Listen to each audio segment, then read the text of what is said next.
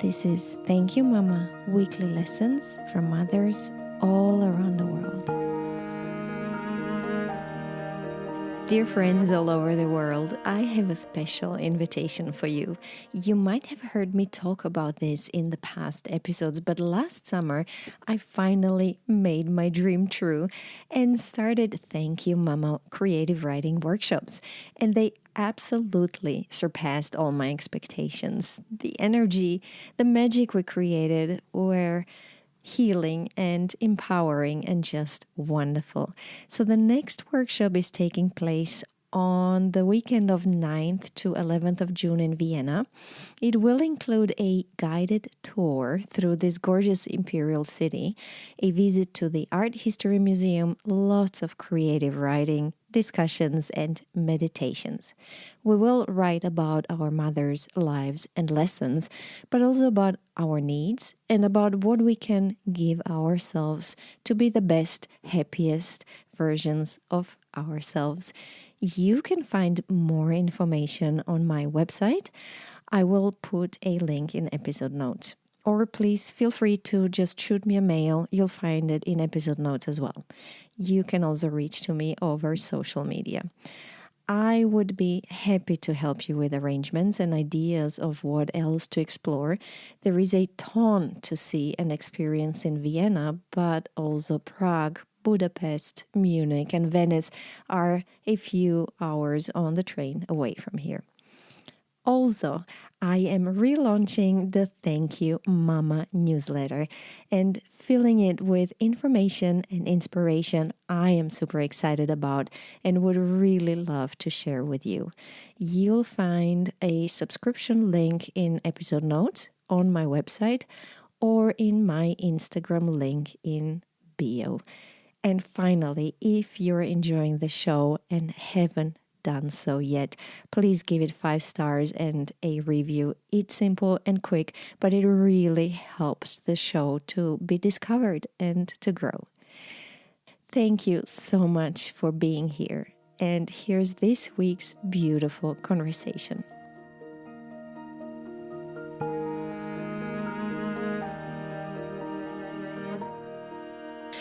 Hello and welcome to Thank You Mama. I'm Anna, believe it or not.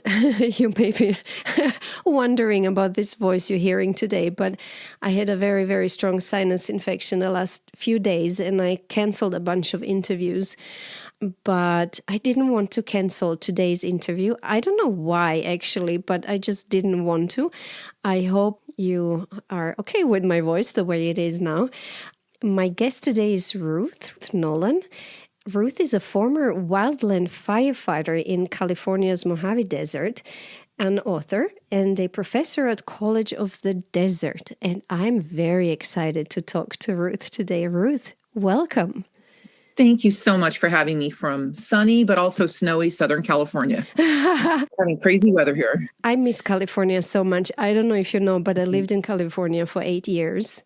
Mm-hmm. And in Los Angeles, and my son is born in Los Angeles, and and I love it that he was born in the city of angels. Yeah, that's great. And I miss it. California looks very much like my home country, Croatia. It felt quite like home to me.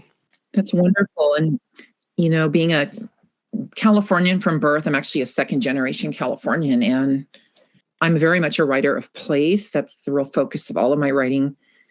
And the other morning, we had so much snow in our mountains, up to 7 feet in like Big Bear. And down here in the desert in Palm Springs, you could see blue skies, palm trees, oranges on the trees, and then that backdrop of just snowy mountains. Oh, beautiful. And it's warm here. You're wearing a t-shirt here. So it's really, truly a really magical place. And that's really a lot of the gist of, like I said, what I write about, what I'm tuned into, and what I try to evoke and advocate for as well to help protect this region. It's just, having so many ecologic impacts that are so devastating. Mm-hmm. It's really ramped up in the last few years, it seems. Like what I know about the drought. Major wildfire events have really raked through Southern California, the mountains and deserts. My most recent book is a book of poetry after the Dome Fire, and this is a investigation reference to the devastating 47,000 acre wildfire in the East Mojave Preserve back in 2020, and it burned up what was previously the largest Joshua tree forest in the world. Yeah, it was during the first summer of the pandemic. I remember that fire. I was still in the States. To have an impact like that, happened, which in one of the most beautiful places with the biggest Joshua tree forest, it's just unbelievable. Also, we're having a lot of increasing population growth in the deserts in inland Southern California, which is creating a lot of new problems. We have the large-scale renewable energy projects, which are being placed all over the desert wildlands. And a lot of, like I said, urbanization, development, huge uptick in tourism. Our national parks in the desert are just completely busier, way busier than anyone could have imagined just even a few years ago. So some of these are topics that I'm writing about because we're talking about motherhood and being mothers and daughters, in your podcast. I really have come to feel that I feel sort of responsible for the desert, having been here so long and knowing it so well that I have to speak up, and it's sort of a mothering instinct. You are the daughter. You're both the daughter and the mother to your desert. Yeah, and a grandmother. I have grandchildren also now. So I'm in part of this whole spectrum of mothers and daughters and granddaughters. Just how important nurturing and caring for the places we live is just so important. Tell me about being a firefighter. How did you start and decide that? I was doing that work in my late teens and into my 20s, and I just fell into it. My dad moved us from the Inland Empire of SoCal when I was a young kid up to the Mojave Desert, which is basically the middle of nowhere. And there weren't a whole lot of jobs there for teenagers. We didn't have the internet. We didn't have Uber. If you didn't have a car, you were just kind of stuck out in the desert. 18, 19 years old. I just saw a sign one day on a telephone pole. Firefighters wanted. So I just signed up and I got into it and did it for 7 summers for different crews, which took me all over the Western U.S. as well as into the Mojave Desert and mountains of Southern California fighting fires. Did you learn something important through being a firefighter? Yes. And I don't think I have really thought about the lessons until more recent years. I learned a lot about teamwork. I still miss that in my daily life, the sense of teamwork and working together with a common goal to care for the land and just to do, meaningful work.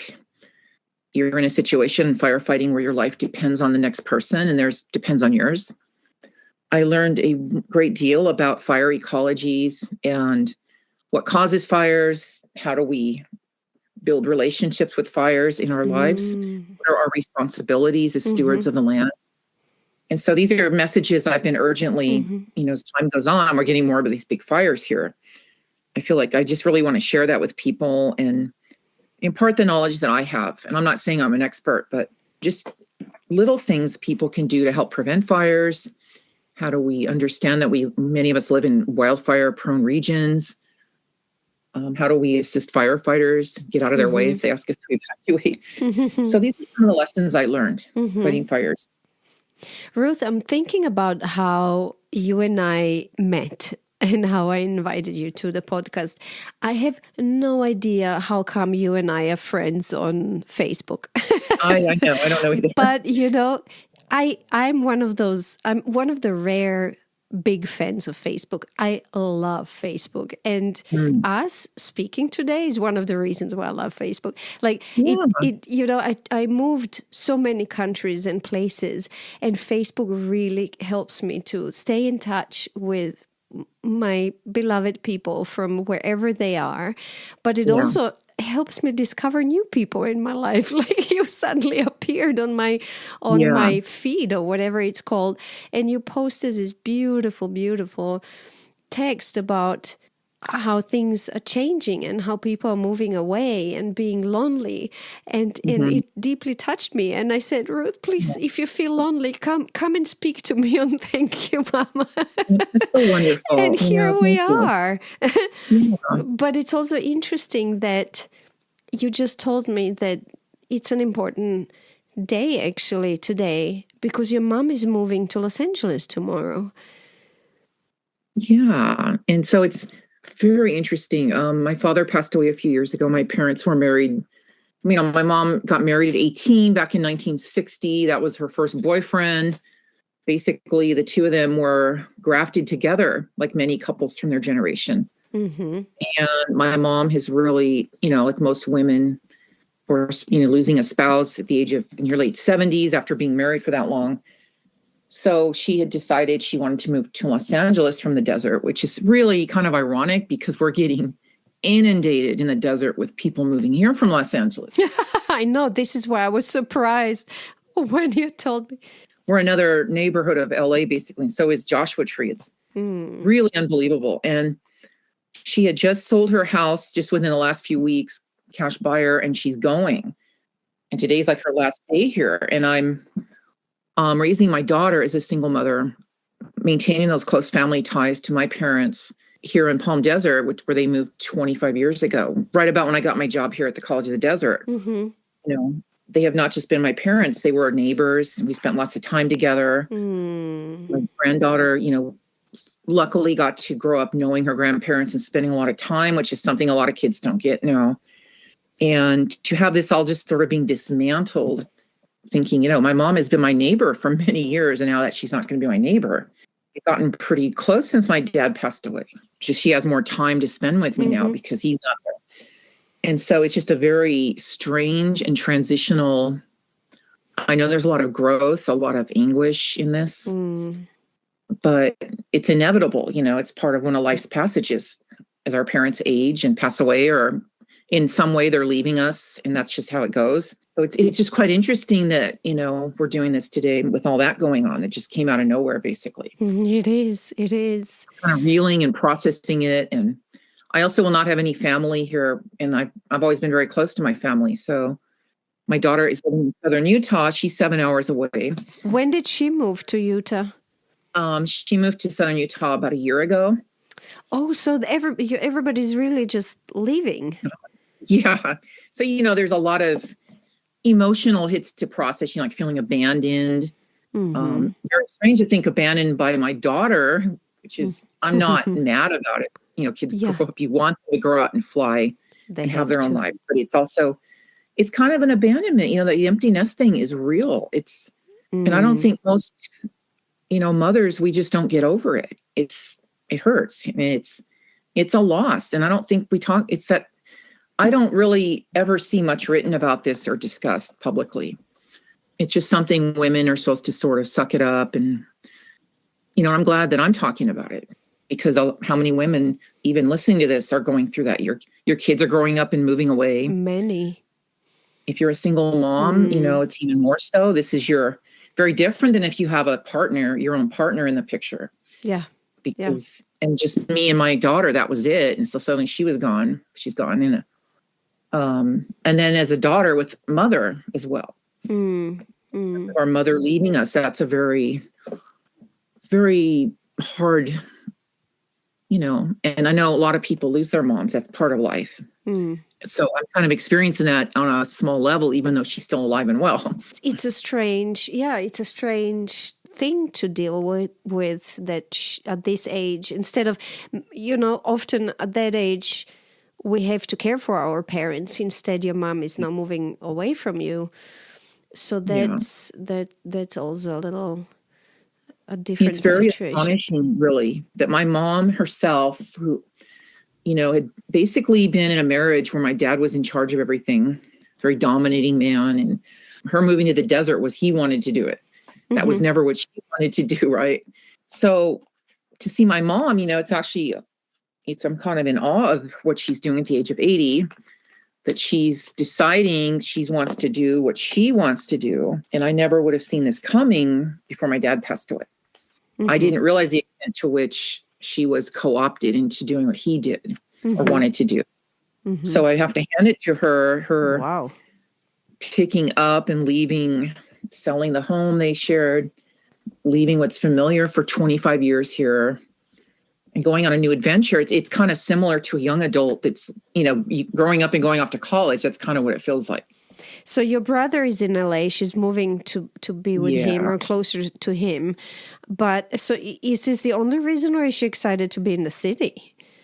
I think both. I What? think it's very interesting how these roles with our mothers can be reversed. I feel like I'm the adult, I'm the parent here. And I don't say that condescendingly, but like, I'm the parent and she's the young adult that wants to leave home and go off into the world. At the age of 80, that's what she's doing. And I'm feeling a little bit, kind of put out, like, I don't want to be in this role. Like, why am I still here? I have a job, I'm still here because I work here. It's just interesting though. And it, pushing past feeling kind of what they say a little bit butthurt about it. Why are you leaving me? I'm your daughter. Why would you want to move away from where your only daughter lives? In a very nice upscale retirement community in the beautiful desert, to go live in the middle of the noisy city, but it's also it has to be inspirational to me as well. Like to see an 80-year-old mother doing this. Exactly. And I was just thinking that how beautiful that is, and how it's like letting your kids go, as you said. You have to, as a mother, you have to prepare yourself and one day be able to let your kids go and explore and learn and grow. And it's beautiful that at 80, she wants to go away and explore and grow, and maybe it will rejuvenate her. Yeah, it's pretty interesting. And I would say, many of us with mothers would not have that experience with our mother doing this at the age of 80. We'd be doing more caretaking, or exactly. a lot more wanting to just have the comfort of where they've lived for years. But it's a very strange reversal. And I already went through an empty nest with my daughter. And now I'm experiencing it with my mother. So I should definitely write about this. You have to write about this. This is fascinating. It's fantastic. Who knows what's in there for you? You have to go and explore what's out there for you. This situation is happening for you for some reason. You just have to figure out why. I feel it's liberating me in a way as well to really just dive into what I'm doing as a writer. I'm not sure why. Maybe it's this sense that always having your parents nearby, there's sort of a comfort in that sort of connection to your childhood and and that's just suddenly not there. And it's parents doing this by choice, leaving you. They didn't just, pass away. My mom's doing this, and I'm finding it energizing as well for me as a writer. I feel more emboldened to really speak up as a writer. Yeah. It's a gift. The parent is saying, you don't need to take care of me. You don't need to be my parent, So tell me more about her before we go into her lessons. She married your dad at 18, you said. Was she a stay-at-home mom, or did she work? Did she study? My mother was a stay-at-home mom since 1960. They met at a roller rink in San Bernardino, California. Oh my God, I love that. She met my dad when she was like 14, and I'm like, okay, I just found that out. I'm like, wow, okay. Get married the minute she got out of high school. That was the era. She's like, all my girlfriends, we were all getting married right after high school. And they had 4 kids pretty quickly. I have 3 brothers. My dad's an engineer, electrical engineer. So she was a stay-at-home mom. And I guess she started feeling very depressed and overwhelmed with the domestic drudgery, as I learned later. So my dad, to his credit, encouraged her to go back to college. So she started working as a librarian for a school, and then for the Catholic school at the church we went to in Rialto, and then working at a high school as a librarian, and then started working with my dad because he went on to own his own business. And so they worked together. She worked for his business. They owned the business for the next however many years until they retired. But you said he was quite overbearing. He was the boss. He was the husband, the dad, and the boss. My dad grew up very poor Irish Catholic from New York and Brooklyn, and kind of made his way to the West as a teenager.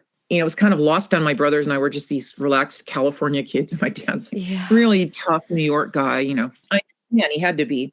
He was definitely running the show, and basically what they did was what my dad wanted. And I didn't understand all these years how much my mom maybe didn't want to move to the desert. It was all my dad's decisions and doings. And he was definitely a very patriarchal, domineering father type, old school Catholic Irish father, which is quite interesting considering my personality. I think I was resisting that from day one. Like, oh, this doesn't work for me. So I'm learning now, maybe it didn't really work for my mom either. She just is finally able to step into herself. And I was going to say, about my mother also, that when I was in high school, she started getting involved with the women's movement of the era, the 1970s. Some local feminist women. I think the lessons from that kind of sunk into me because there was a real sense that they were doing these like consciousness raising events. And I remember my dad just like, okay, mom's got to go be with her friends. Just be back and make dinner in time. He allowed her, so to say, to... Yeah, well, I think she just said, hey, I'm going to go do this. Okay. And I think that's exactly what the women in the group were talking about. Like, you don't have to answer to your husband or... Okay. But her credit, even though she was isolated in the desert, she found some women that had started a women's group, under the auspice of the women's movement of the 70s, the women's liberation movement of the time. And she managed to find something for herself that gave her a sense of fighting for herself, so to speak. I think somehow that percolated in me into realizing as a woman, you really have to fight to have a self. You have to fight all forms of oppression that women have experienced in this world and are even here in the US. We've had a lot of setbacks for women that are really affecting women's rights and women's health and autonomy. And, I learned that it's a fight and that it's always going to be a fight. So when you think about me getting into firefighting, kind of like a metaphoric thing, even though I didn't step into it as that, hey, I'm out there fighting for something. I'm fighting to do something. I'm fighting to have a self. I'm fighting to not just be isolated in the desert. I'm fighting to care for the nature, to care for what's important and what sustains us. And to have an impact. I think that's important for us women as well. Feel that you're doing something meaningful and that you're doing it yourself. There's not going to be a guy on the crew that's going to do your work for you. Yeah. You have to do the work or you can't be on the crew. So I'm just sort of seeing now as, reflecting on this interview is that seeing my mom fight the women's consciousness thing, even though as a kid just thought it was kind of weird, as her only daughter, I just see how that really sunk in with me and sort of became a guiding principle. And even women that are in very sort of restricted circumstances with the men in their lives and their societies, there's still a way to find a way to sort of fight and push back. I heard that from many of my guests, and I find this fascinating because I grew up with a mom who was very she had her career and she had her friends and her social life and everything. She was a very loud feminist and lived by this. So it was surprising for me to learn that from a few of my guests that they had moms who, for whatever reason, cultural, generational, were in these oppressed situations, but managed to somehow live the feminist principles in spite of... It's wonderful to hear that. Yeah, it's very interesting. And I'm glad I shared my story because I think my mom would have been a very unlikely candidate. Here's a woman who almost got bit by a rattlesnake when her husband dragged her to the desert. Yeah. And yet she found something up there in the most unlikely conservative, not progressive at all kind of place. I forgot to ask you, Ruth, which I normally do even before we start an interview. And if not, then when we start talking about moms, I think it's important. What's her name? My mom's name is Beverly. Beverly. Okay. But tell me, you have other lessons that you shared with me. Can you share them with my listeners as well? Yeah, well, it's funny because I actually called my mom last night to say, what did I learn from you? I love that. I was drawing a blank because my mom was super busy. I don't remember spending a lot of time with her. It was actually a little bit triggering because I think, what did I learn from my mom? I don't remember spending any quality time with her, just me and her, because she was, taking care of a family of men, right? And isn't it great to sit down and think about this? yes. And, it was really been a growing experience for me, because I had to really dig deep and then talk to my mom. And then she wasn't able to really articulate it either. She said, well, I don't know. I taught you how to cook and sew. And I'm like, yeah, okay. That's probably predictable that most women are supposed to do that or whatever, which is kind of a gender bias. But she started talking about being nice to people and kind to people and having compassion. And I had to really say, yeah, I think a lot of my work as a professor and, advocate for the desert and the land and also social justice, a lot of that's through my work as an educator. So I think the lessons my mom gave me on those levels of caring for people, treating people like they matter. It doesn't matter, what their social status is in life, if they're rich or poor, or everybody is a human being with value. Nobody's a throwaway person.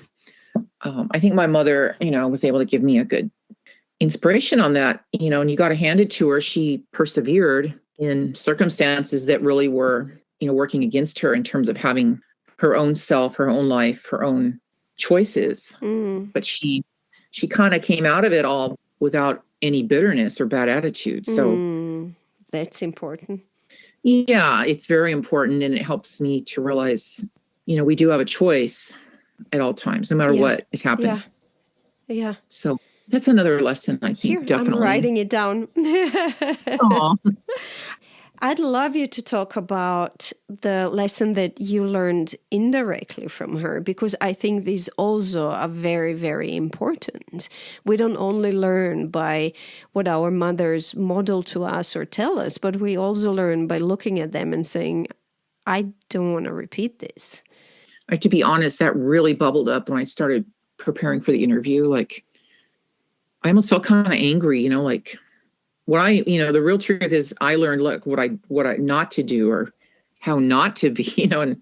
But how great is that? It's hard not to feel guilty in a way, to even have those feelings. I wonder other women might feel the same, but it is kind of true. You have to be honest about it. My mother did not directly teach me how important it is to stand up for yourself, have your own career, have your own money at all times, be financially independent as much as possible. But because of growing up in the situation I did, I saw that I didn't want to be that dependent on anybody, where somebody got to call the shots, the money, and using that as forms to make someone feel small, and it's kind of sad because my daughter's in a marriage where she's now in that situation. She's really a strong young woman, but she kind of has gotten a little bit stuck in it. And I'm constantly talking to her, encouraging her to realize you don't have to live that way. That's not something you have to accept. That you as a woman having a man in charge of the money and berating you if you spent too much money at the store kind of stuff. There is no way ever in my life. If I'm able to work and care for myself, I'm not going to be in that situation. But it's interesting, Ruth. I often wonder if this lesson maybe skips generations, because I know many women in of my generation and many of my guests whose mothers tried to teach them to be independent, and they really planned that for their lives, and they were independent, and then somehow unplanningly found themselves in situations where they were dependent, and I'm wondering if our mothers became so independent because they watched their mothers being dependent. Yeah, I think so. And then the next generation watches these independent women.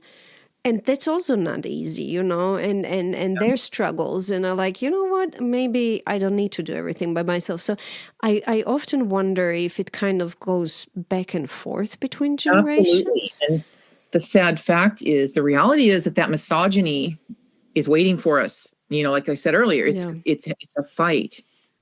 Oh. It's the women we have to fight. And I don't mean like get out there and scream and yell, but you can't let your guard down. You have to stay vigilant. You can't let it is an ongoing fight, because the patriarchal dominance of our Western culture is such that, this whole steer towards men, the patriarchy, misogyny even is baked in, and it's not just going to go away as much as we want it to.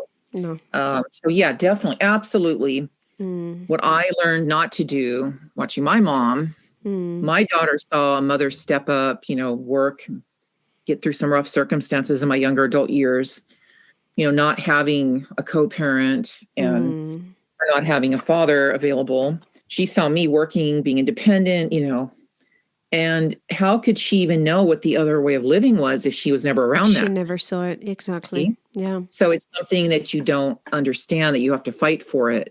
She never had to fight for it. Therefore, in her young generation, her age experience, she didn't maybe build the tools. Every woman has to build that for herself, like it or not. It's not like your mother can hand you a toolkit. No. If you never have to use the tools, they're going to be pretty rusty. And you might even forget the tools are there, right? No. Or not even know how to use them. That's right. And then suddenly, because of these outside pressures of our patriarchal system, it's just going to come down on you. You don't even know what hit you. So my daughter understands her situation. She really gets it. She really doesn't want to live like this. But it's hard now that she's in it and has children. And this is where a lot of women kind of get a little bit stuck. Yes. You can't just step out of it that quickly. So, as I said earlier, it's a constant fight. The flame has to keep going. It's a constant thing that, we have to keep going, that it has to continue from generation to generation, even though that pattern goes back and forth. Just be gently there for her, and her moment will come at the, everything comes at the right moment. And they say everybody has to learn things for themselves. Exactly. Like I could tell someone till I'm blue, how do you fight a fire? But you really don't know how to do it until you have a shovel in your hand. The deck is kind of slated against women. We're constantly on the verge of ending up in these kind of situations. That's our dominant cultural patterns. And it's not like it's somebody willingly signed up to be in that, but knowing that we have tools and that we can share those with our daughters. I'm very sensitive about not being judgmental.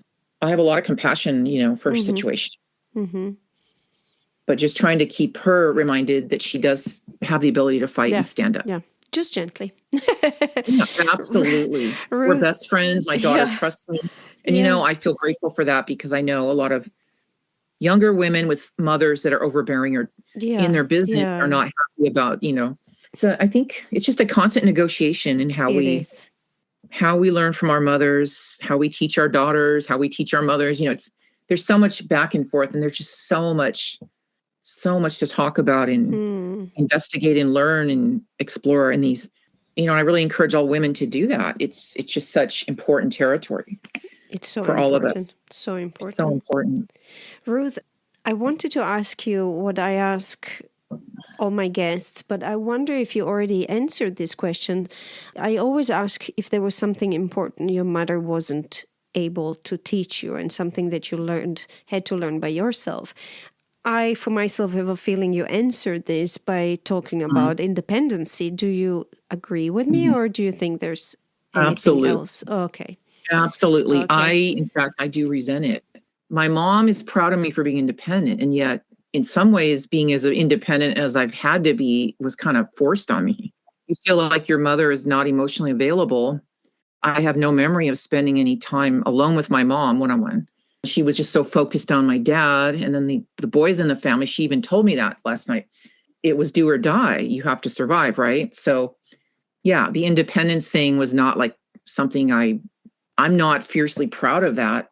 And I sometimes, envy friends of mine that seem to have had mothers or fathers that really coddle them, treat them like a princess, or they don't feel alone in the world, because I never had that. So the independence thing, yes, absolutely. An absolute necessity to develop that. Yeah, there's good and the bad in it. It's a mixed bag. There's always good and bad in everything. Everybody's Ruth, thank you so much for this beautiful, beautiful conversation. I want us to just quickly recap what we spoke about. So we talked about being kind to people and caring for people no matter their position. I love that, and I think it's very important. I learned that from my mom. Social justice. Yeah. Another lesson, and let's not throw it away because it's a practical lesson, to sew your own clothes and to cook. My mom didn't teach me how to cook because she just didn't cook, but she made the most beautiful clothes and everything. And when I asked her to teach me, you know what she said? She said, "You have better things to do in your life. Pay somebody to do that." Nice. But I'm sad I can't do it. But then I wrote down these 2 lessons that kind of you kind of mentioned in passing by. But I think it's so important that you saw her come out of this whole situation without bitterness, because you said she figured we have a choice. At the end of the day, many of the things in our lives are our choice, and we just choice of attitude. Choice of attitude, exactly. We always have that choice. How do we see this? How do we frame it? How do we approach the world? And then after my dad passed away, she's not just caving in. She's like, I'm going to go out and do something bold and courageous. And that's amazing. It is amazing. Yeah. And I'm in awe, really. It's incredible. Yeah. And something you kind of wished she taught you, but she did through a negative example was your independence. Yeah. To be independent in voice, in career, in selfhood, and financially, as you put it down, which I think is beautiful. It's always amazed me how many women I know that even if they have career, they're doing well in life, they're publishing books and they're not really financially independent. And that's it's kind of surprising to me, just because I've always taken it for granted that I have been. I have my own money. I pay my own bills. I can't even imagine somebody else paying the bills. It's never happened. Thank you again for talking to me today. And I'm very excited for your new phase in life. I think it's going to be awesome.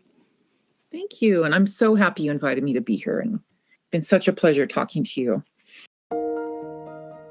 If you enjoy Thank You Mama and want to help it grow, please take the 2 seconds to leave a 5-star review on Apple Podcasts. It really helps. If you'd like to get in touch, you can send me a mail at info@thankyouMama.net. You can also find me on Instagram, Facebook, and Twitter under Anna Teider, that's Tajder. This was Thank You Mama. Come back next week, subscribe, and tell your friends.